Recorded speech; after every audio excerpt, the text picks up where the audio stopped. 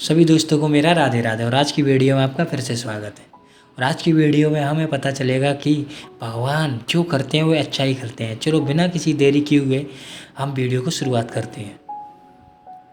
एक राजा था, उसका मंत्री भगवान का बहुत बड़ा भक्त था। कोई भी बात होती तो वही कहता कि भगवान की बड़ी कृपा हो गई। एक दिन राजा की बेटे की मृत्यु हो गई। मृत्यु के समाचार सुनते ही मंत्री बोला, भगवान की बड़ी कृपा हो गई। यह बात राजा को बुरी लग गई, पर वह चुप रहा। कुछ दिनों के बाद राजा की पत्नी की भी मृत्यु हो गई। मंत्री फिर से बोला, भगवान की बड़ी कृपा हो गई। राजा को बहुत गुस्सा आया, पर गुस्सा वो पी लिया, कुछ नहीं बोला। फिर एक दिन राजा के पास नई तलवार बनकर आई। राजा अपनी उंगली से तलवार की धार चेक कर रहा था। धार बहुत तेज थी। धार बहुत तेज होने के कारण राजा की उंगली कट गई। मंत्री पास में ही खड़ा था, वह बोल दिया, भगवान की बड़ी कृपा हो गई। अब राजा के भीतर जमा हुआ गुस्सा बाहर निकल गया और उसने तुरंत मंत्री को राज्य से बाहर निकाल दिया और कहा, राज्य में अन्न जल ग्रहण मत करना। मंत्री बोला, भगवान की बड़ी कृपा हो गई। मंत्री अपने घर पर भी नहीं गया, साथ में कोई वस्तु भी नहीं ले गया।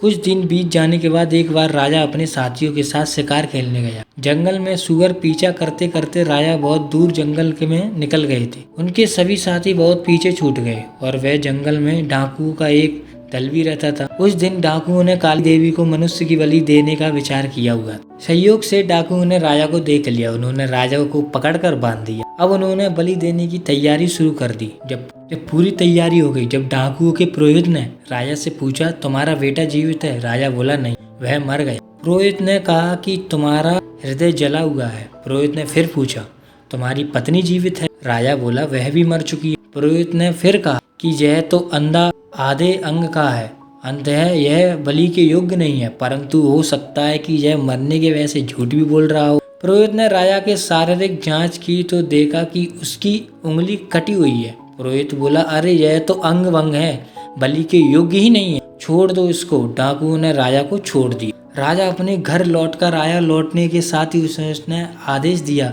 कि हमारा मंत्री जहाँ भी हो उसको तुरंत ढूंढकर हमारे पास लाया जाए। जब तक मंत्री वापस नहीं आएगा तब तक हम अन्न ग्रहण नहीं करेंगे। राजा के आदमियों ने मंत्री को ढूंढ लिया और उसके तुरंत राजा के पास जाने को कहा। मंत्री फिर से बोल उठा, भगवान की बड़ी कृपा हो।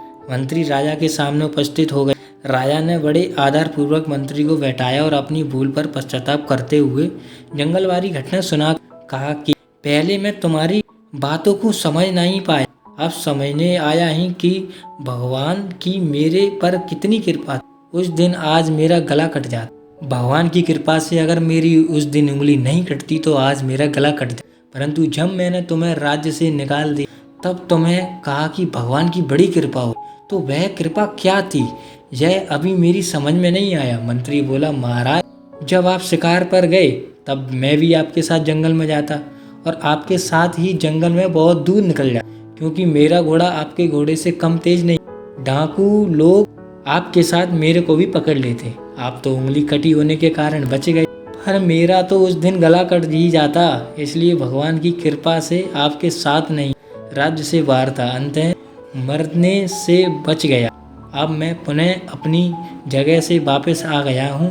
यह बड़ी भगवान की कृपा हो। कहानी का अर्थ बड़ा सीधा सा है, जो भगवान करते हैं वो अच्छा ही करते हैं। जब एक छोटा बच्चा चाकू से खेल रहा था तो माँ ने बच्चे से चाकू छीन लिया, तो बच्चा रो रहा था क्योंकि माँ को पता था कि चाकू से लग सकती थी, लेकिन बच्चे को नहीं पता कि मैं ये चाकू है, इससे मेरे को चोट लग सकती थी। उसे खेलने में तो बड़ा मज़ा आ रहा था, लेकिन उस बच्चे को नहीं पता, उस माँ को पता है। इसी तरह हमारे लिए क्या अच्छा है और क्या बुरा, ये हमारे प्रभु को, भगवान को पता है। इसलिए भगवान पर भरोसा रखिए। जो हो रहा है वो अच्छा ही हो रहा है, जो होगा वही अच्छा होगा।